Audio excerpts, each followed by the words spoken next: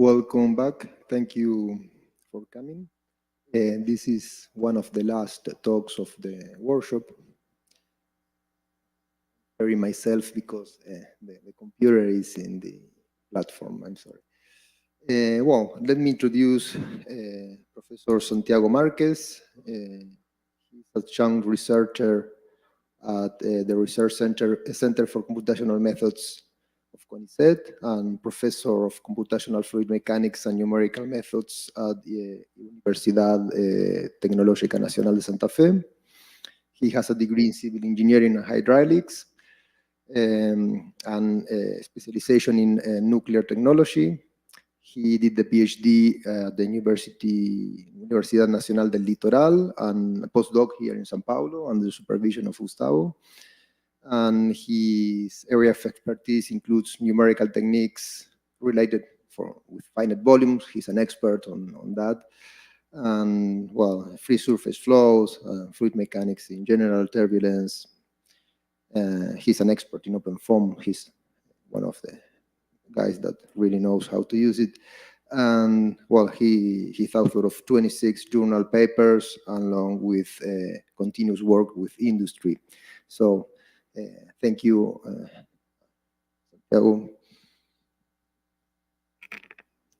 Thank you, Roberto, for the invitation, for the organization,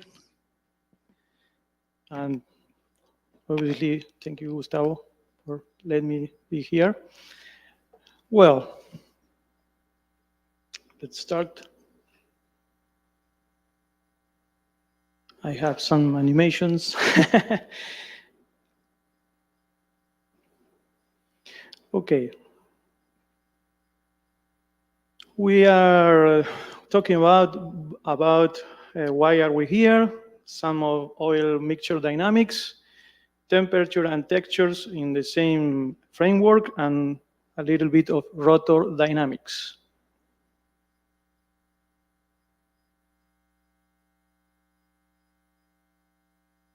Well, okay, a little Patagonian tale.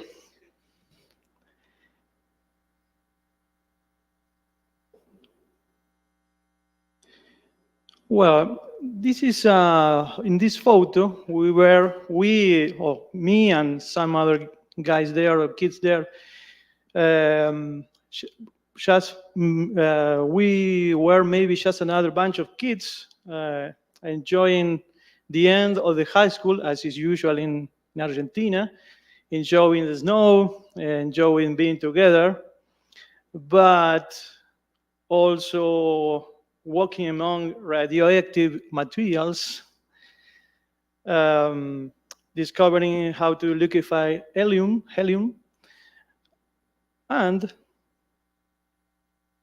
learning about solving the equation of fluid motion with in-house codes on a sun spark station with the almost 30 years younger Enzo Dari and Gustavo Buscaglia. Yes, I had the pleasure to meet Gustavo when I was at the high school in a trip organized by the Argentinian Commission on Atomic Energy. I used to play at that time with some basic Pascal assembler code to show how to rotate 3D graphics. I wanted to combine mathematics, informatics, engineering, but I didn't know what was the word for that. At that moment, at Mecânica Computacional at CAB was enlightening for me and helped me to find my vocation. I had the pleasure to work with Enzo in my specialization at ITC00 and with Gustavo as a postdoc student at USP. So I remember that moment for many years, and finally I managed to work with you. And Enzo also también. También. Sí. Oh, stop sharing. Oh? For all the people? Or? For all the people.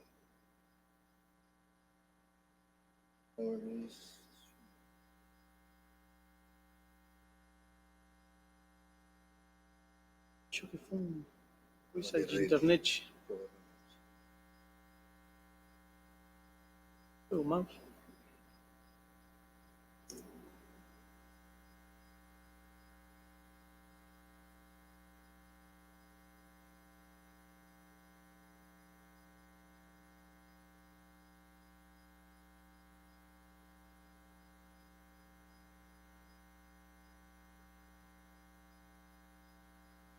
Deixa eu ver uma coisa.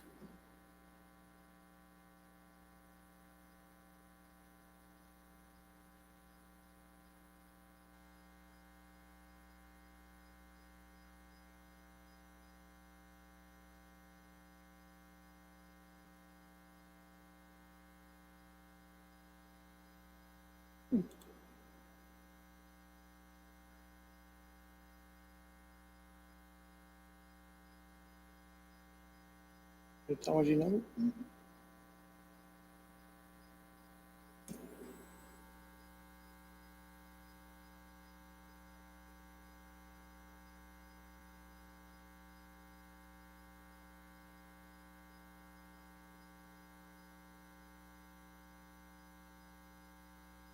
Temos internet. Não,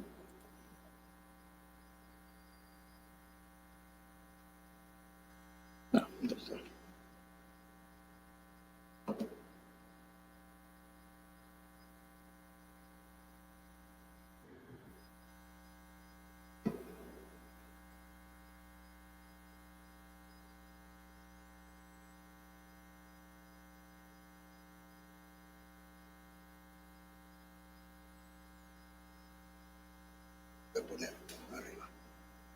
¿Você me avisa o continúo?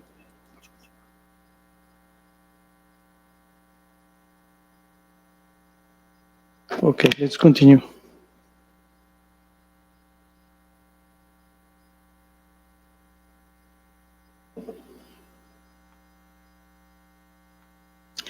Well, I want to share some lessons I've learned from Gustavo. I've been doing good science. I hope not embarrassing you. No, it's okay. As his student and friend and colleague afterwards, and I hope I can show some application of this good advice today. I found that some of this advice was presented by other speakers.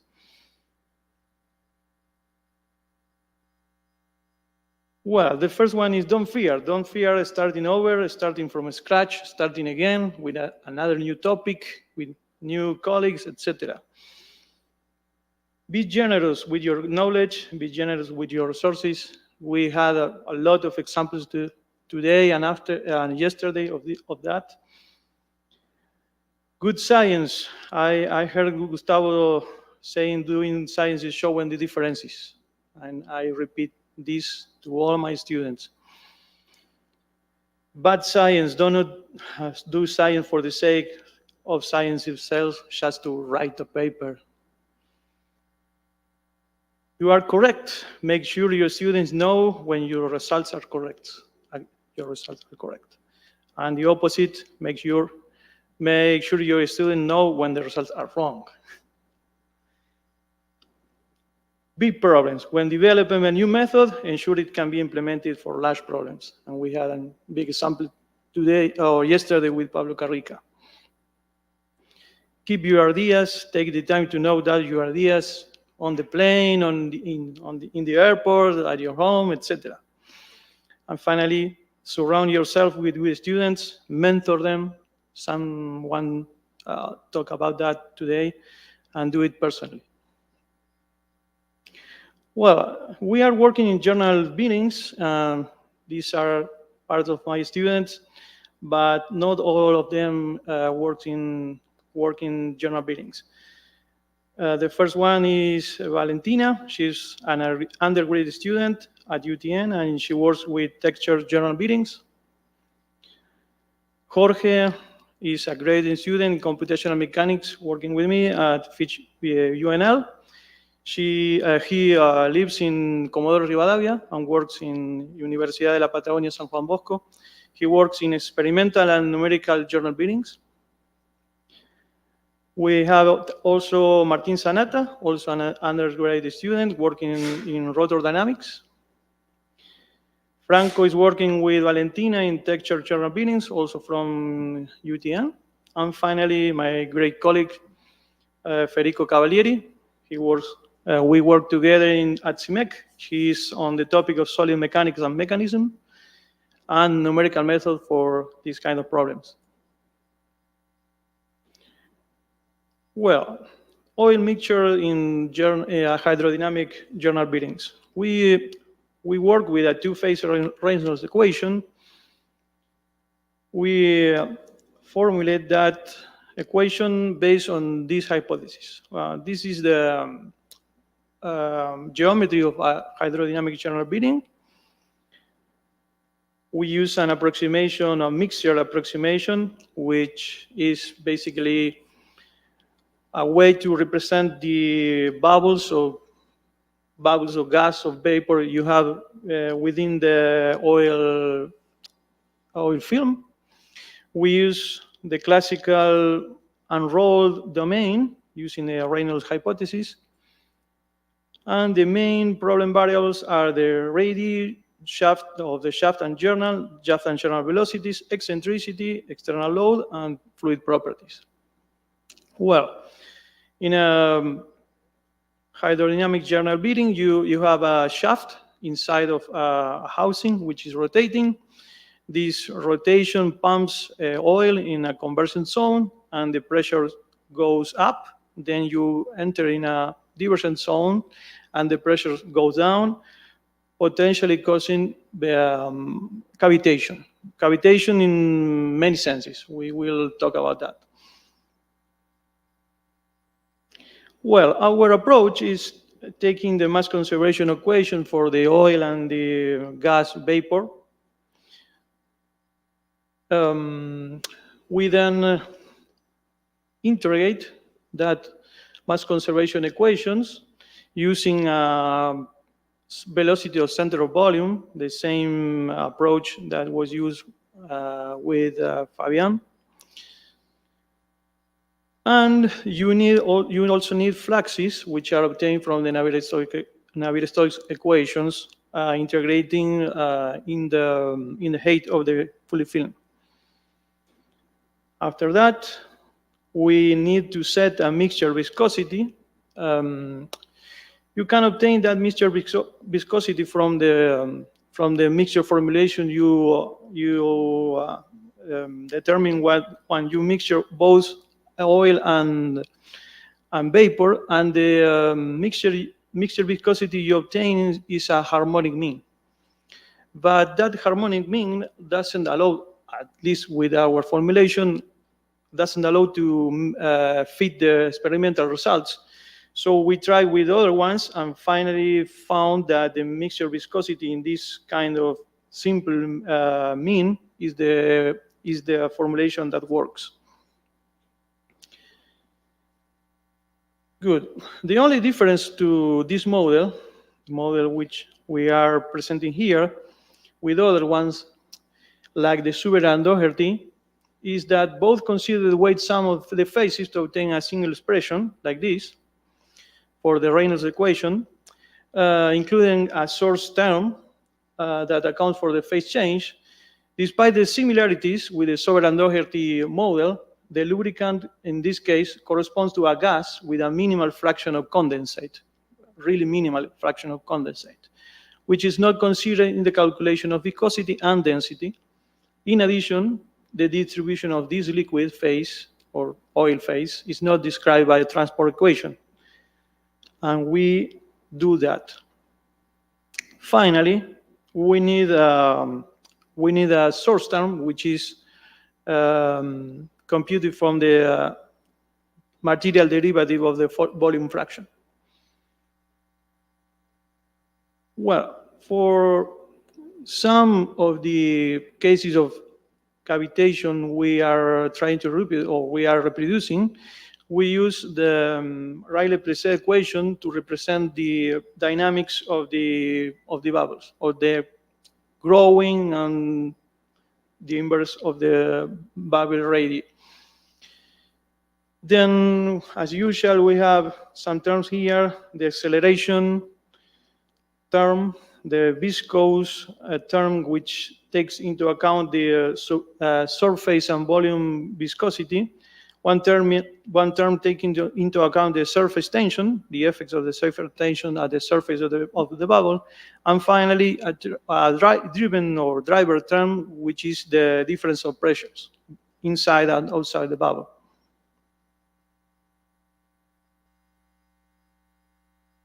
Okay, this is the way we relate the radius with the source term we need in the transport equation for the oil phase of oil vapor fraction phase to cope the cavitation phenomena. Fluid fin cavitation is not completely clear presented in literature. And at least 3 types of different physical phenomena are named as cavitation. We found that in the literature because we checked a lot of literature with different phenomena named as cavitation. The first one is the vapors cavitation. We use the Sonner-Sauer and other vapors cavitation models.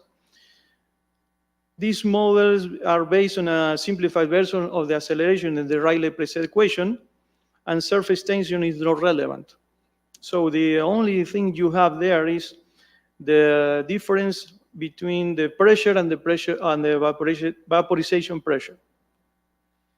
Basically, you are boiling the oil and obtaining vapor. The other one is the pseudo-cavitation model. It's again a simplified version of the acceleration, which you have in the Rayleigh-Preset equation, and then you model the presence of not condensable gases evolving under the Dalton's law. Basically, you have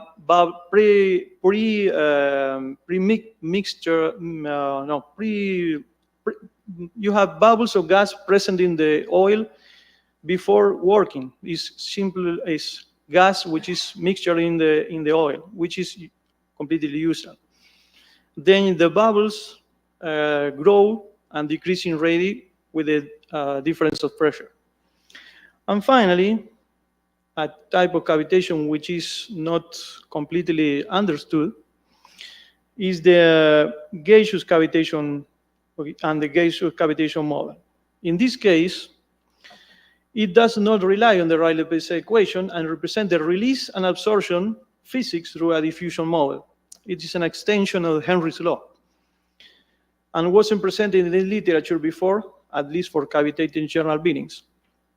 In this case, what you have is like the case like when you open a soda or something. You have gases which are inside the liquid, and when you go below with the pressure, that gas is released from the water. And then you have the opposite effect when the pressures are over some value. But the problem here is the Henry's law is just an equilibrium law, and you need dynamics in this case.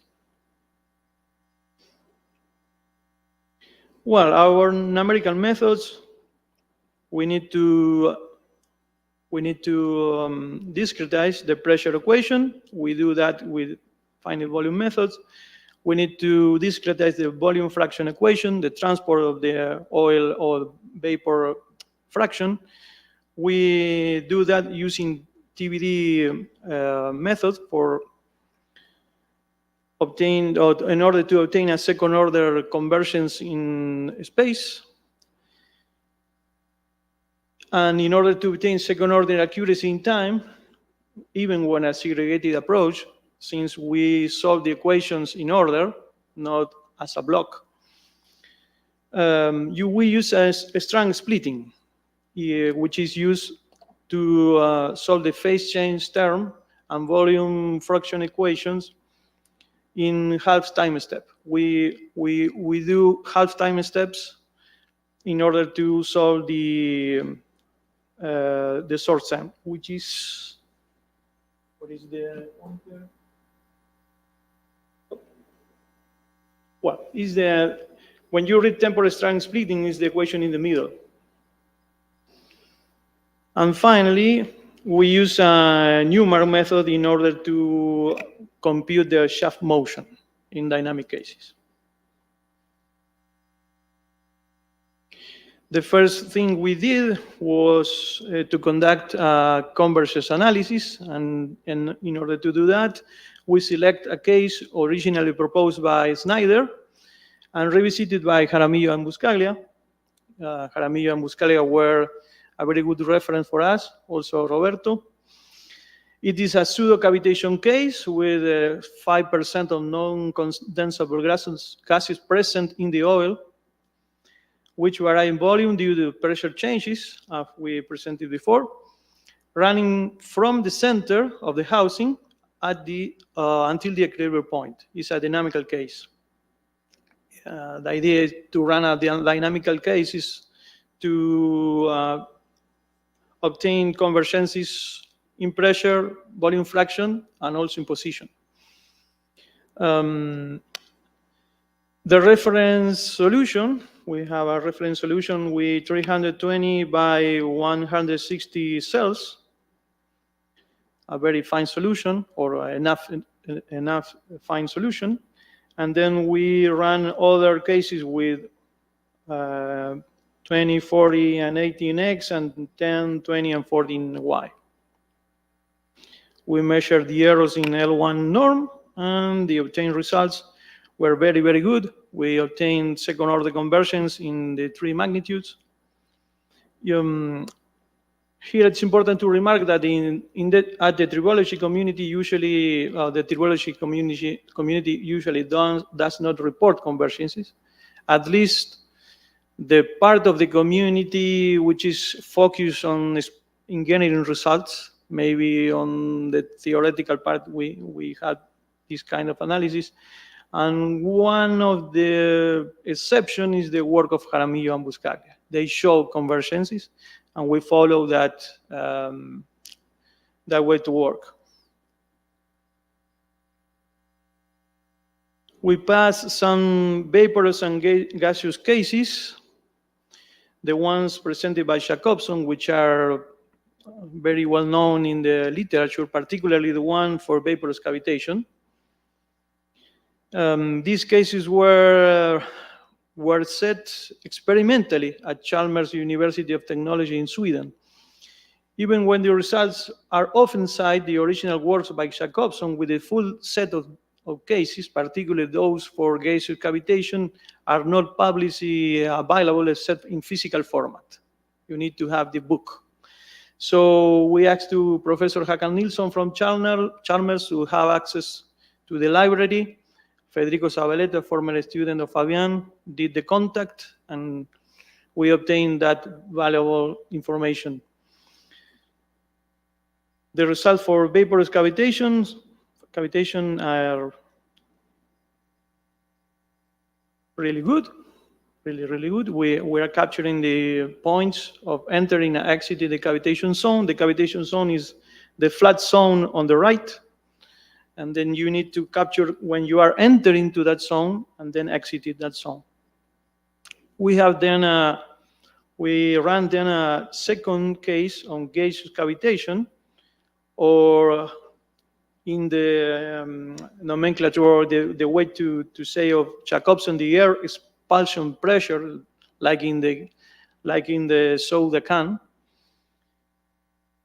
This other case was also very good capture until the data we have, at least. So we were able to check vapors and gaseous cavitation. We also ran the pseudo cavitation case by Snyder and recalled by Jaramillo and Buscaglia. We checked the values or the result for the pressure, which are fairly good, except for one of the compressibility cases, and really good for the values of volume fraction. The thing here is that these cases are not experimental, are just cases proposed by Snyder, but the reference is his code, at least for vapor or for volume fraction. So we continue to check the bibliography and found the cases of Etzion. He reports gas bubble distribution, and we tried to reproduce it, and finally we did it. He shows photos of the cavitation, and the thing you have to represent correctly there is the point of end or the starting the cavitation and the ending. They have two cases with the same velocity but different ambient pressure. And we were able to capture both with excellent agreement.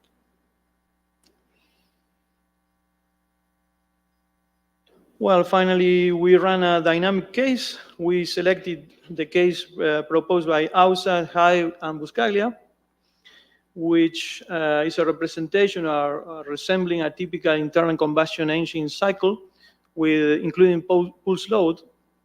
They ran the case with L method, while here was solved using the proposed method under an assumption of vaporous cavitation with the Snell-Sauer model. We used that assumption based on the pressure they used to set the cavitation or the starting of cavitation. The agreement is excellent, showing the potential of DINCAP. DINCAP is the name of the tool to solve the dynamic cases, even under that pulse load they set in this case. Well, some conclusion of this part. We present a novel two-phase Reynolds equation following the classic derivation by Hamrock. Hamrock is a very known, really known author in the topic of tribology, giving a fairly conservative formulation, which is important for the next steps. We represented all types of cavitation: vaporous, pseudo-cavitation, and gaseous cavitation. These cavitation types were clearly identified and modeled, which was missing in the literature. In fact, there is some confusion, or sometimes there's just model cavitation, but they don't name the type of cavitation they are modeling. Regarding the numerics, we propose 2.5D finite volume discretization based on strand splitting, and that discretization shows second-order conversion both in space and time. Regarding static cases, the implementation passed static cases present in the literature, predicting pressure and void fraction for all cavitation types, with excellent agreement. The implementation also was tested with dynamic cases. And in the future work, we are working on an implementation over OpenFOAM using the finite area method. The idea there is to speed up the simulation. The present implementation is the present implementation is in Octave. It's very, very good program, but it's in Octave. This work was presented in Tribology International. This work is already published. Regarding temperature and texture and the effects of friction,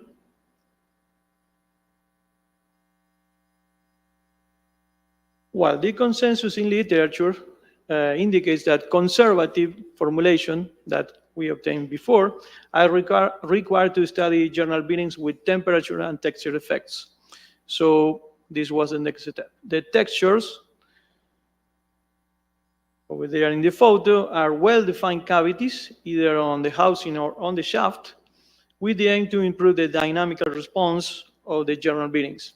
In the particular case of shaft textures, the no-state solution can be found.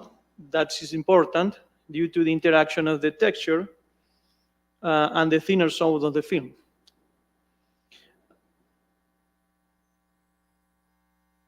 Well, in these cases, we changed the boundary condition. I didn't show the boundary condition, but basically in the other cases, the boundary conditions were fixed.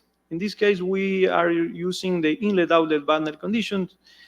This type of boundary conditions allow for the gases or the vapor bubbles to go outside the general bearing, and when the flow is inside or go inside the film, you enter with pure oil.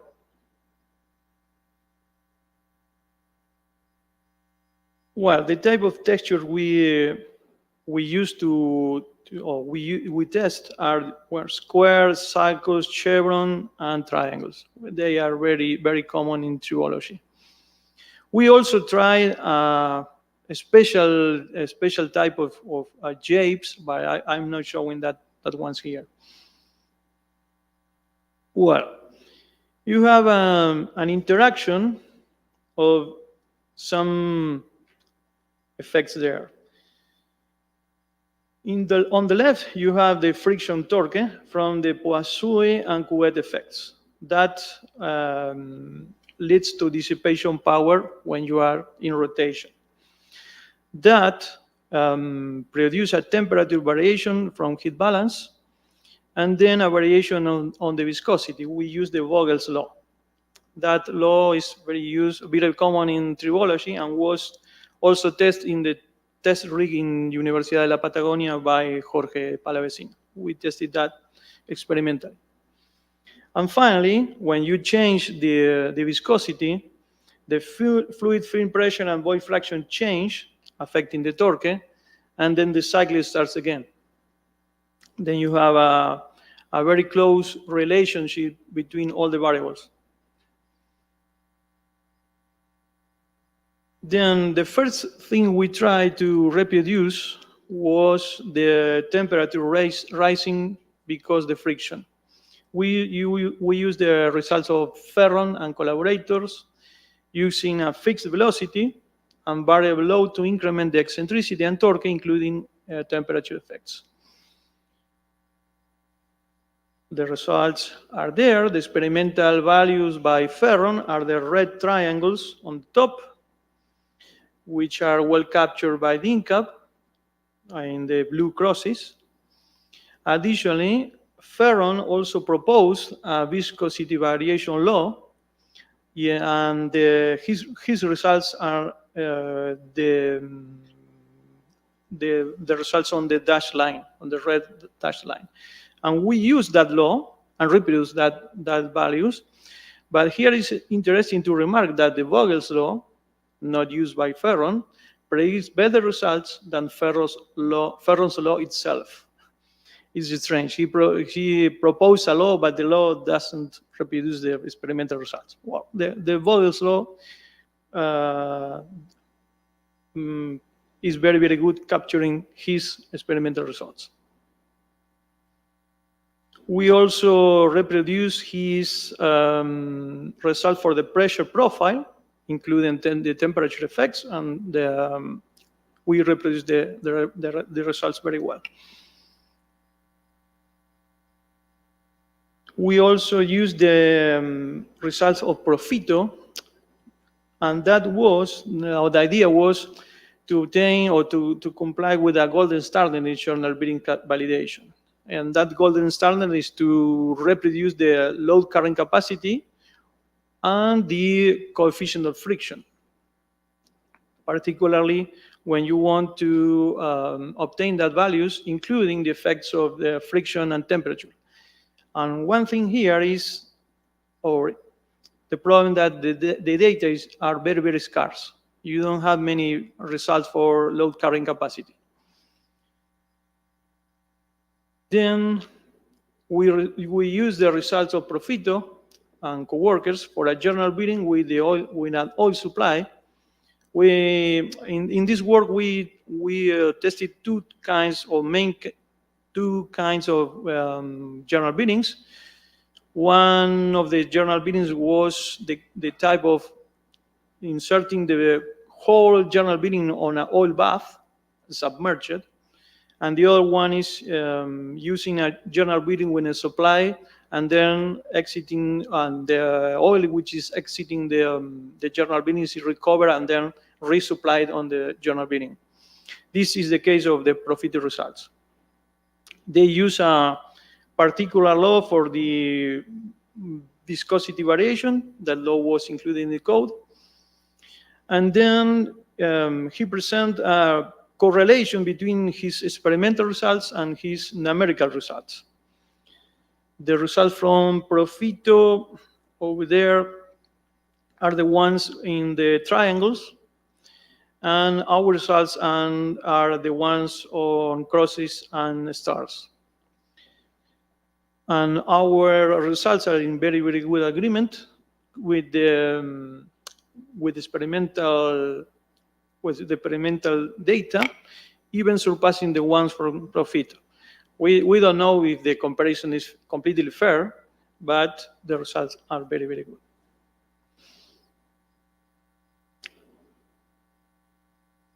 Finally, in order to check the influence of the texture with the influence of the temperature and friction, when you use textures, we tested the case of Manser. The case of Manser is an isothermal case for texture texture general bearings. The first thing we did was to check the code regarding the use of texture against a Navier-Stokes completely or fully Navier-Stokes CFD code, in this case OpenFOAM, and the results are very good, has very good agreement. And then we checked the effects of temperature both in smooth and texture general bearings. In both cases, in both of these cases, the effect was basically losing load carrying capacity. The important thing here is that the temperature matters. Temperature is important. You cannot avoid to use the temperature if you are trying to reproduce load carrying capacity results. We also tried to reproduce the results of Dos Anjos, Jaramillo, Buscaglia, Nicoletti, and Filigrafillo and Nicoletti. Part of these results are numerical and part were done experimentally. These results are for textures on the shaft. Our results differs from the reference, but since we have experimental results there, we have a lot of respect of that results, and we are trying to find the differences. We are starting a collaboration with Professor Nicoletti in order to see clearly what was the set experimentally and see the differences. Well, finally, we have results from the undergrad students. We ran an optimization study on texture shape, and we finally managed to obtain results with a better load carrying capacity with respect to the smooth case. We obtained from 19%, or we obtained 19% over the smooth case with this, the texture on the right. We are rechecking these values. We check the code with, well, all the cases I showed here, and we are confident on the code. But since the results are very, very good, we were a little bit waiting or trying to confirm that result. But the results are very, very promising.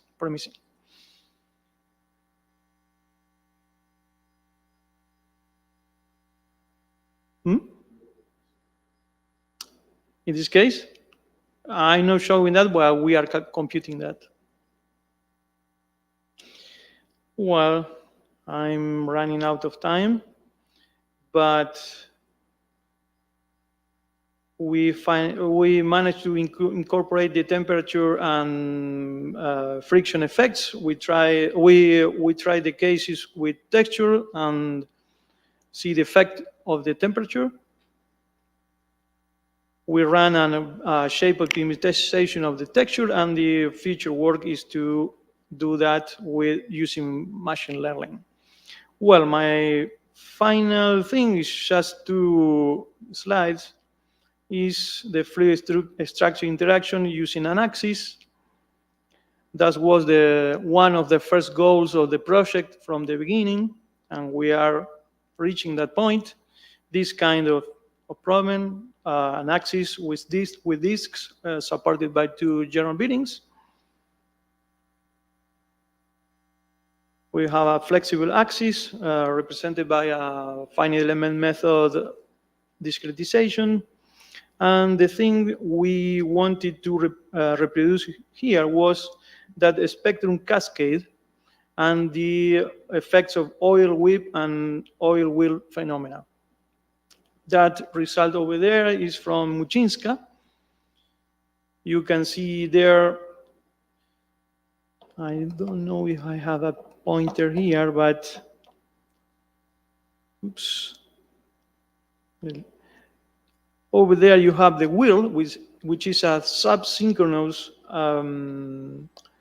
effect or rotation around the equilibrium point of the general bearing, and the velocity is a half of the rotation velocity.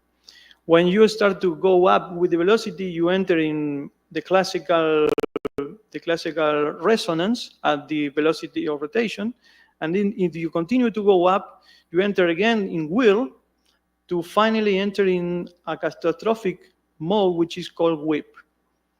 Yes, that catastrophic mode appears when the rotation along around the equilibrium point takes the natural frequency of the axis, and is catastrophic. We were able to reproduce that results, as is shown there. This was done by Martin Sanata, an undergraduate student. And we are very happy with these results, and we want to reproduce another more difficult results, which is to do the same using a ramp, because we do this map point by point in velocity. We have some troubles there with the inertia. This is the whip, and this is the whip, which is catastrophic, and the other one is the wheel.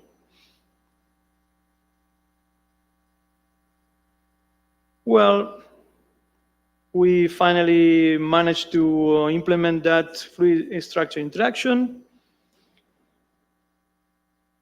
We passed several test cases, which some of them are not shown here. We were able to capture the spectrum cascade, and the idea here is to obtain the ramped cascade analysis, which is more difficult to obtain. The influence on texture shaft on stability is the next objective, to see what the textures produce with or import or affects the stability regarding the natural frequency of the axis. So finally, thank you, and a special thanks to Gustavo in this celebration of your life and legacy.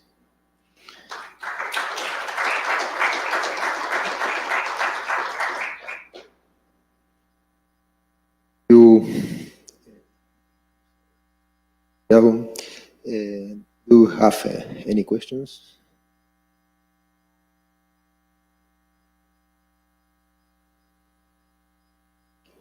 You perform some comparisons with OpenFOAM in solving the Navier-Stokes equations. Mm-hmm.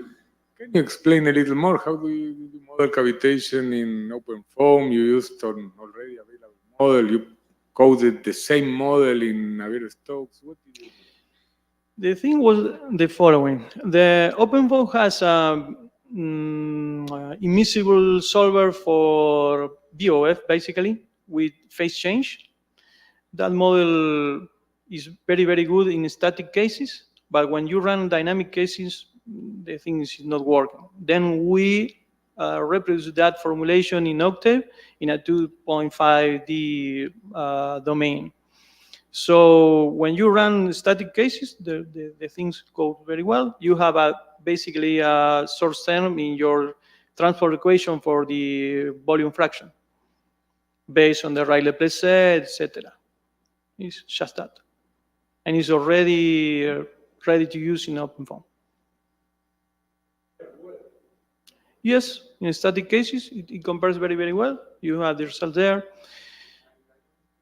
No, because the evolution of the shaft and the evolution of the volume fraction is really noisy. We have to return to that case and use the experience we have now in order to improve the OpenFOAM solver. That's the idea now, or one of the ideas now.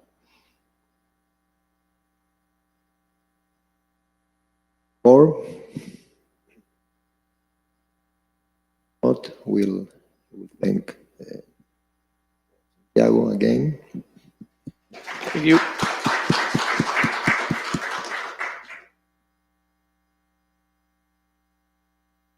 The last talk of the workshop is from Enzo Dari.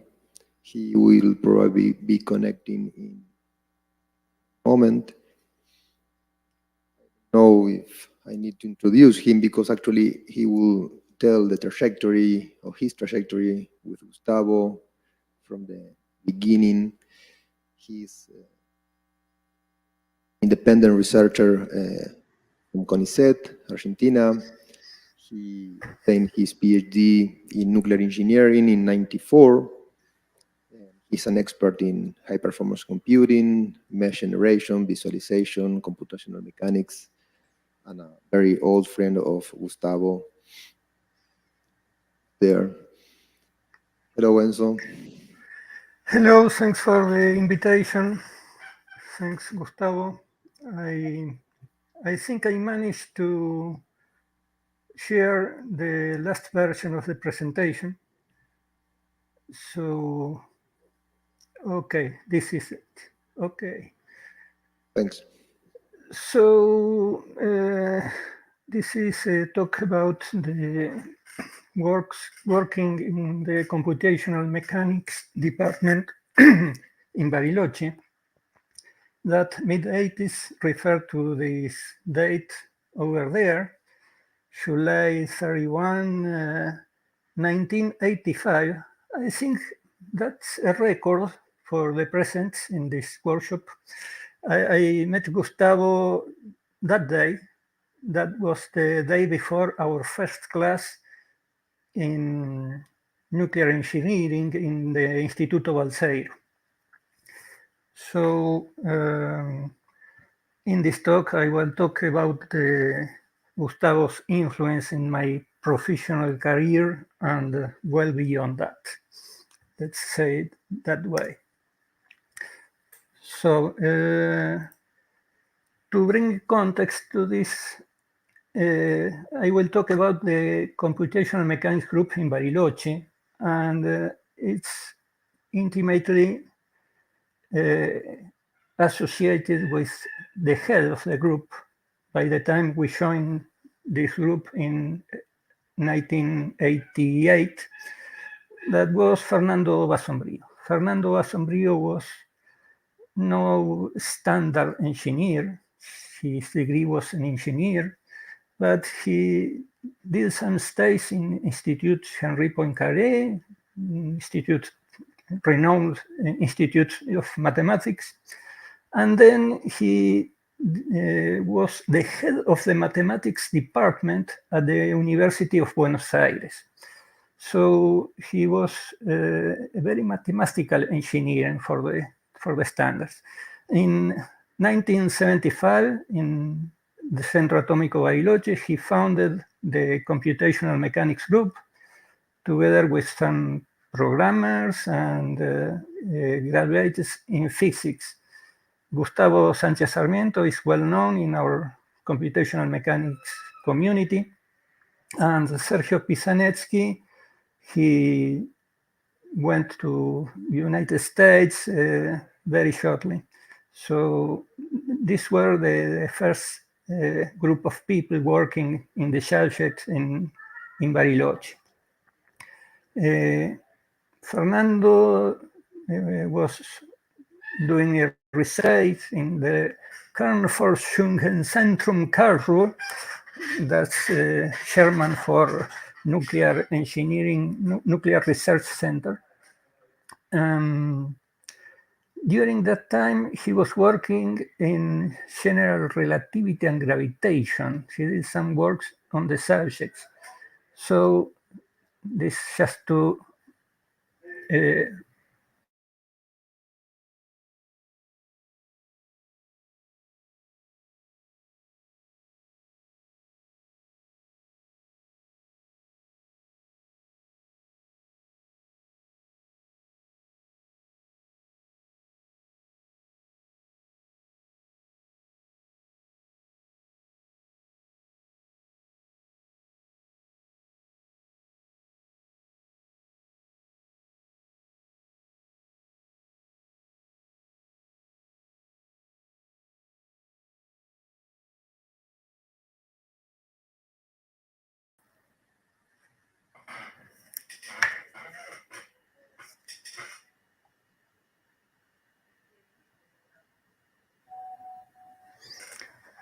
okay, so I was talking about the first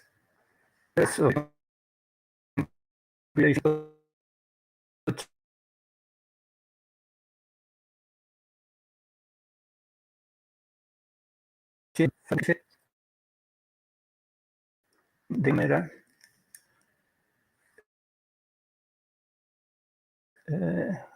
in case that is delaying the transmission.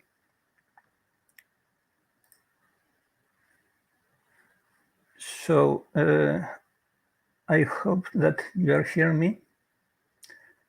Okay, I just turned down the camera. If you can hear me, I can continue.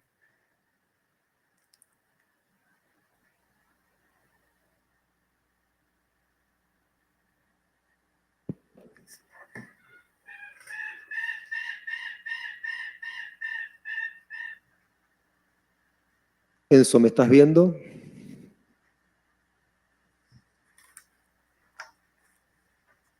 ¿Estás viendo eso? Okay. Estamos escuchando. Then,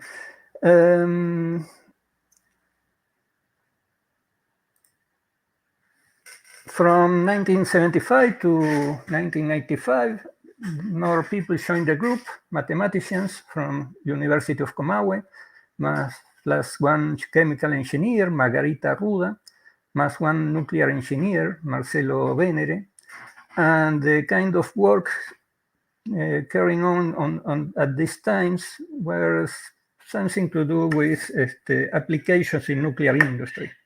Some thermomechanical problems applied to nuclear fuel rods and finite element methods, variational formulations, and first steps in fluid mechanics. So that's until 1985. And 1985 is when Gustavo and myself joined the Instituto Balseiro, still undergraduate classes, to carry on the career in nuclear engineering until 1989. So during our times as undergraduate students, let's say that we pursued different interests. While Gustavo was assisting to classes in statistical mechanics and the group theory, I was playing with assembler for the microprocessor back then. So it was until 1988 that we need to carry on with our degree thesis that we joined the computational mechanics group. So Gustavo was interested in the viscoelastic fluids. I think the challenging problem of the viscoelastic fluids, and I'm sure he was attracted to the mathematical rigor that Fernando Basombrio showed in his classes regarding continuum mechanics.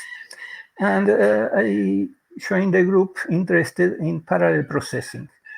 They were interested in the first transputers, so programming that kind of devices was in the edge back then. And so in the computational groups in 1985, there were two other people that joined the group, Sergio Felicelli and Fernando Quintana, but they promptly got fellowships for PhD studies abroad. So Sergio went to University of Arizona, Fernando went to Barcelona, and they came back in 1991, 1992, after we graduated.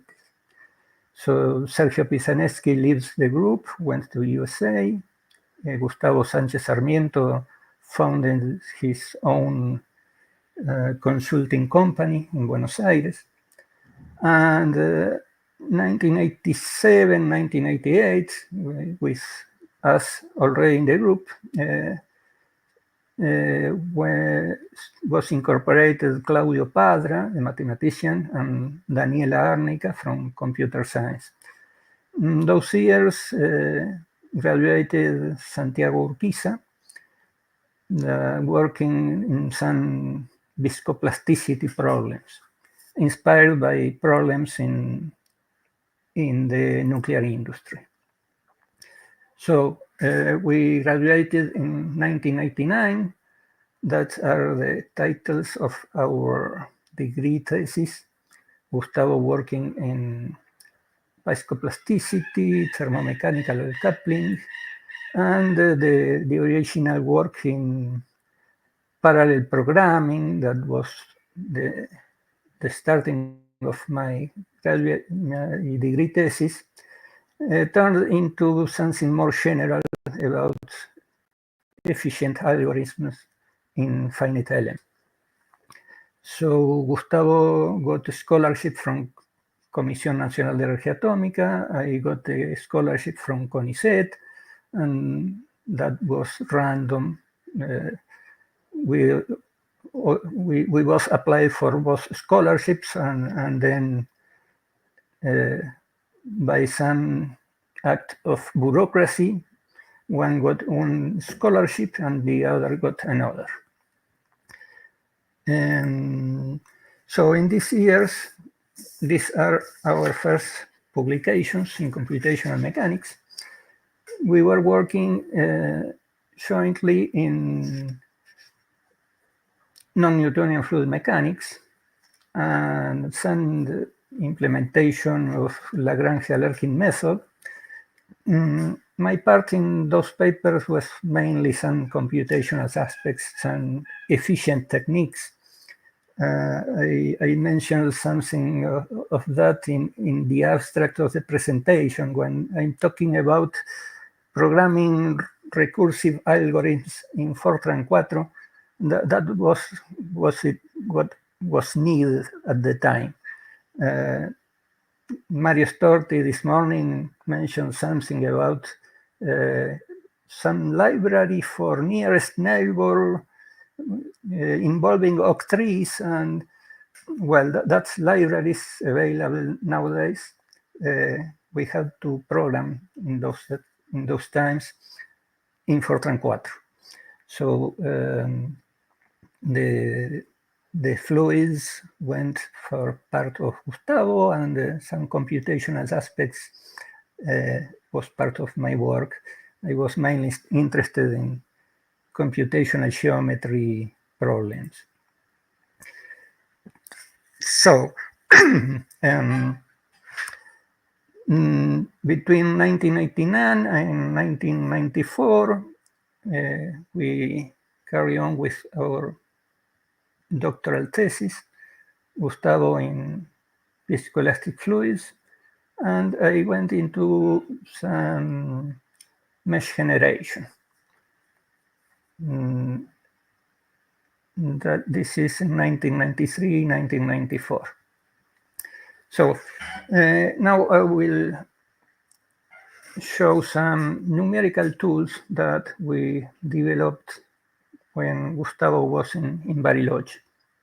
So I think one of the first was our general purpose finite element program that started as a generalization, a compilation of tools, a library of sparse matrices, library of elements, that started with Gustavo, with Sergio Felicelli, that allowed to deal with multiple fields, multiple meshes, nested meshes, different interpolation and integration, and continuation loop and nonlinear loops with lane search.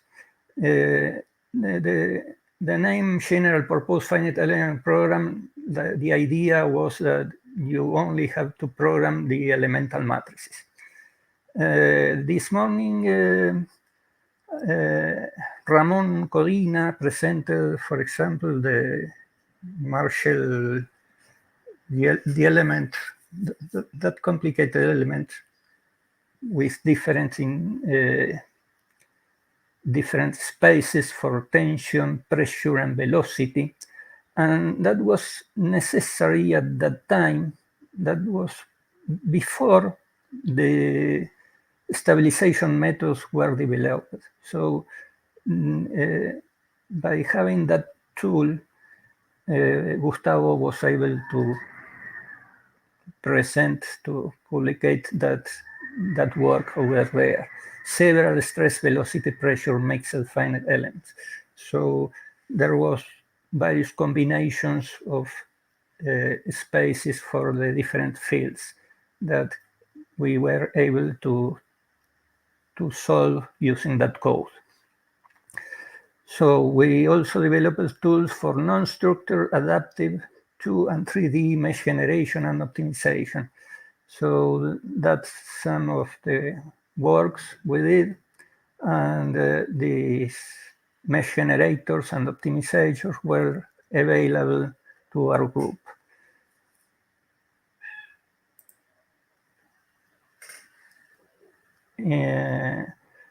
So after that, we developed PAR-GPFEP. This was GPFEP in a distributed environment. So that was late 90s. So stabilization algorithms were available, and we were able to program an equal order code. So it's simpler in terms of efficiency, and it was a reasonable code, not so general.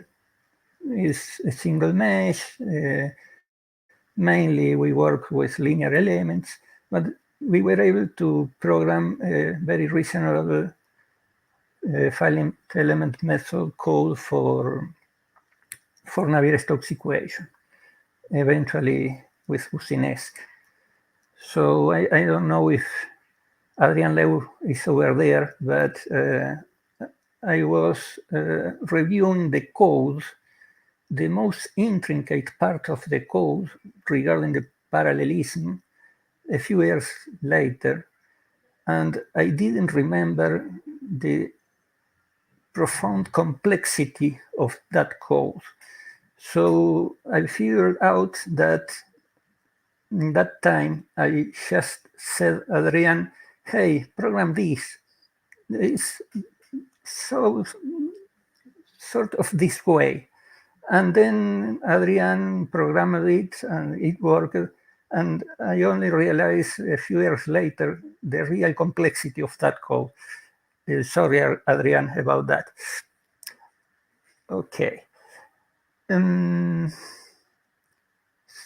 Okay, so then we also programmed a level set, implementation of the level set.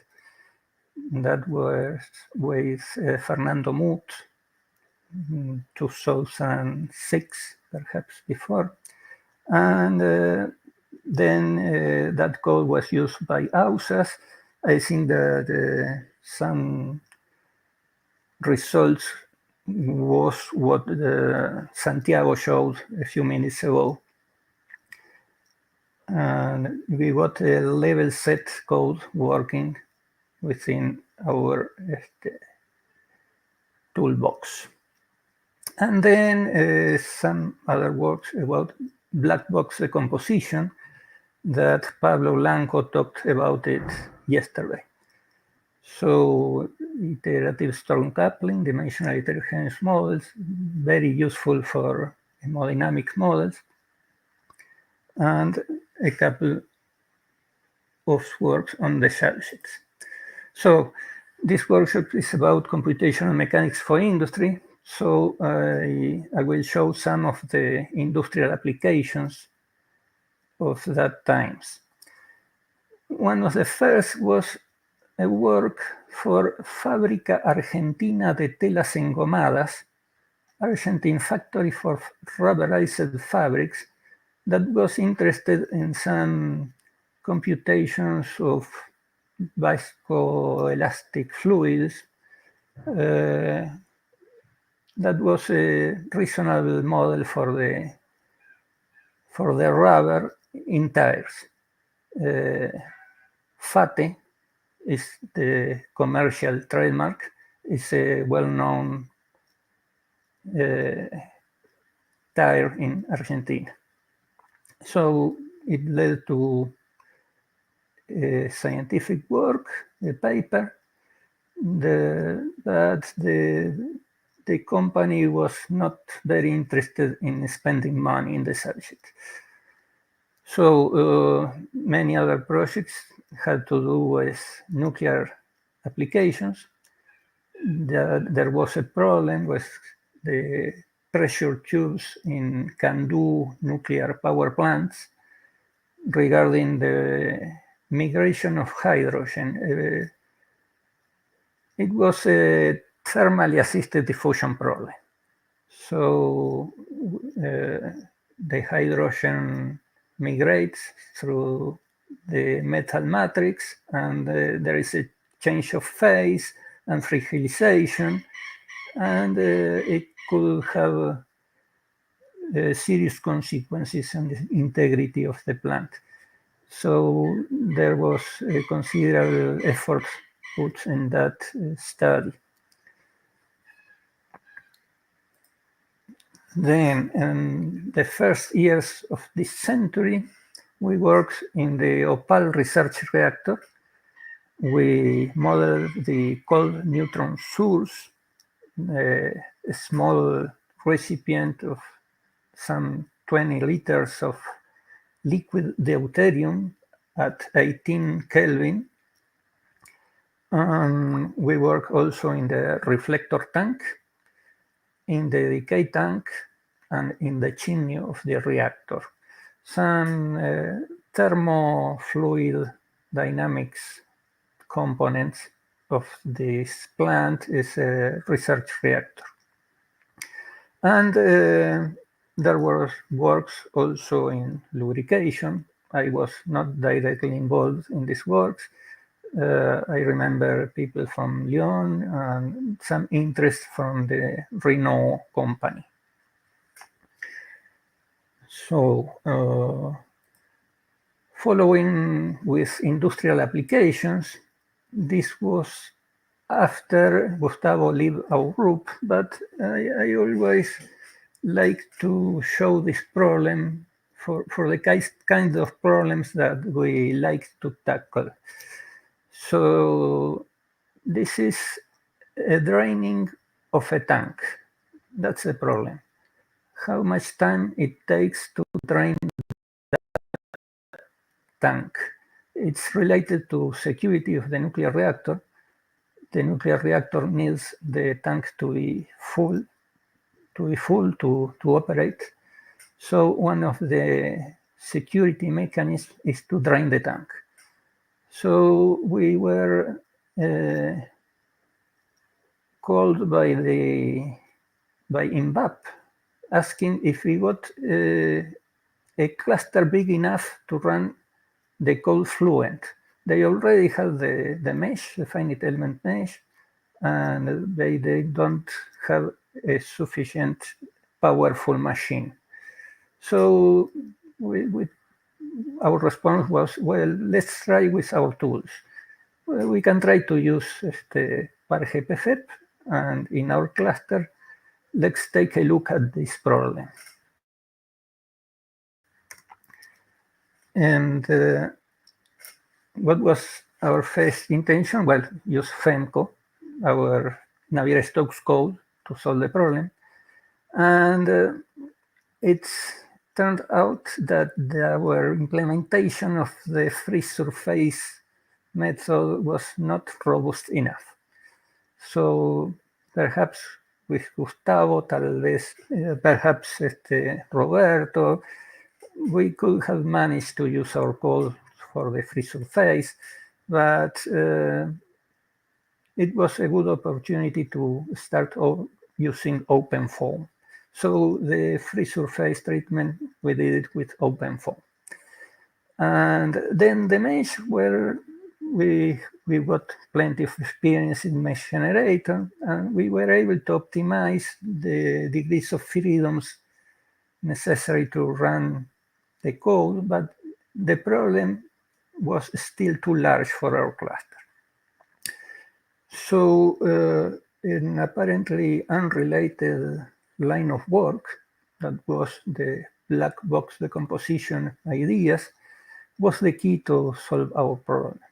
So we got a very long 10 inches diameter discharge tube with with plenty of water that needed plenty of degrees of freedom. But with the idea of the black box decomposition, we were able to just treat it as a standard pipeline. So all the water contained in the drain tube was treated as a standard pipeline, coupled with the 3D model of the tank. So this black box composition ideas worked, and we were able to solve the problem.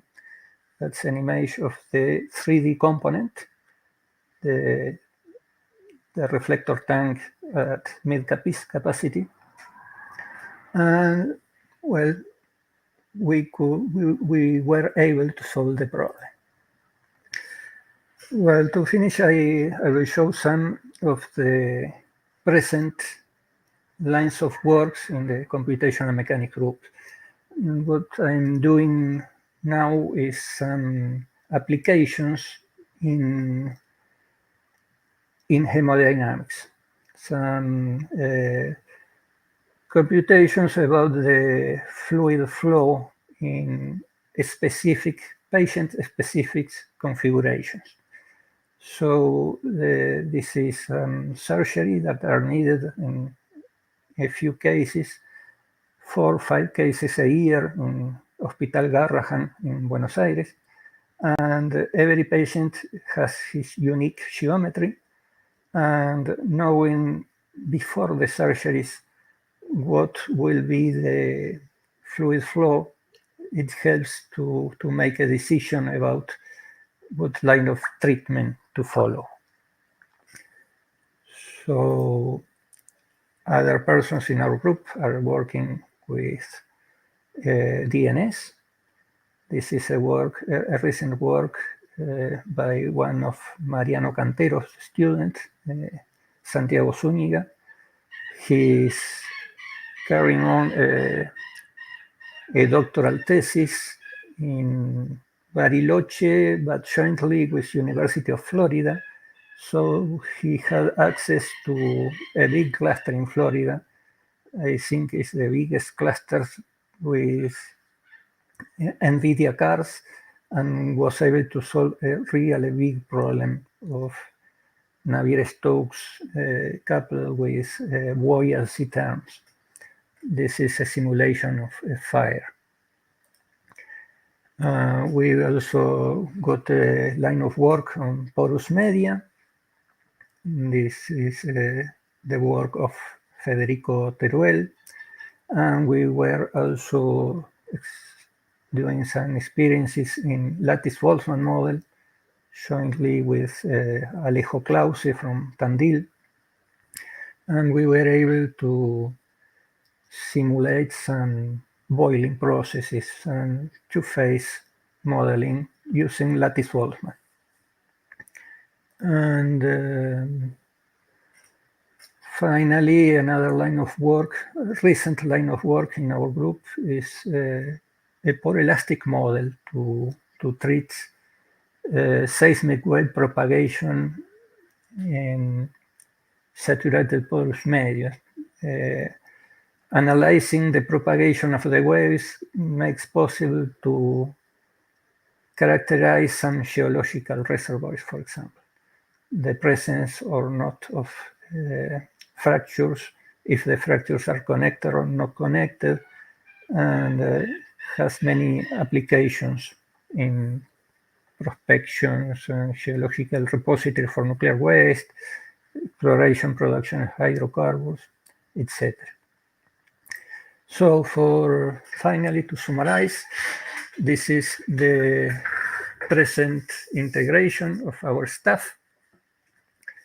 And I marked with FS is former student of Gustavo. In particular, Mariano Cantero is now director of the Balseiro Institute. And CA is person who had co-authored works with Gustavo, Claudio, Daniela, Mariano, myself. And there's here a little figure about the tools that we developed those years and who are using them currently. So I think that's all. Thank you very much. Happy birthday, Gustavo.